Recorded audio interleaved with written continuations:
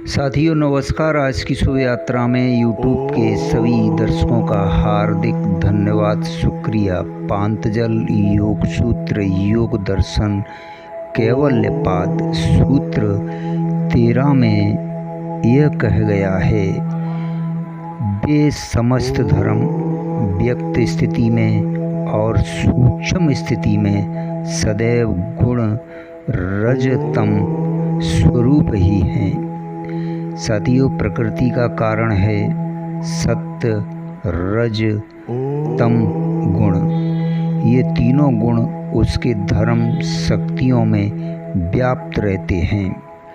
ये धर्म प्रकृति का स्वभाव ही है। साथियों इन धर्मों की 3 स्थितियां पूर्व में बताई गई हैं। जब ये धर्म वर्तमान में रहते हैं अर्थात अपना कार्य आरंभ कर देते हैं तो इसे इसकी व्यक्त अवस्था कहते हैं, किंतु जब ये अनागत तथा शांत अवस्था में आ जाते हैं तो ये भी नष्ट नहीं होते बल्कि अपने सूक्ष्म रूप में सदा विद्यमान रहते हैं। समय आने पर ये फिर व्यक्त प्रकट हो जाते हैं। चूँकि प्रकृति तीनों गुणों से युक्त है, अतः इसके ये सभी गुण उसके धर्मों शक्तियों में सदा व्याप्त रहते हैं। चाहे वे धर्म व्यक्त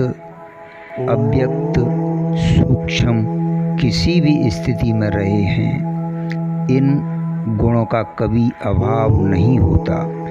इसलिए ये वासना चूँकि प्रकृति का ही धर्म है, इसलिए ये गुण स्वरूप से सदा विद्यमान रहती है। इसलिए इसे अनादि कहा गया है। चूँकि प्रकृति परिणामशील है जिससे इसमें निरंतर परिवर्तन होता रहता है। ये सब सूत्र पूर्ण वैज्ञानिक आधार लिए हुए हैं कि किसी भी वस्तु की सत्ता का अभाव नहीं है। ये व्यक्त अव्यक्त में परिवर्तित होती रहती है। जो दिखाई देता है वही सत्य नहीं है, बल्कि उसका सूक्ष्म रूप अव्यक्त भी सत्य है।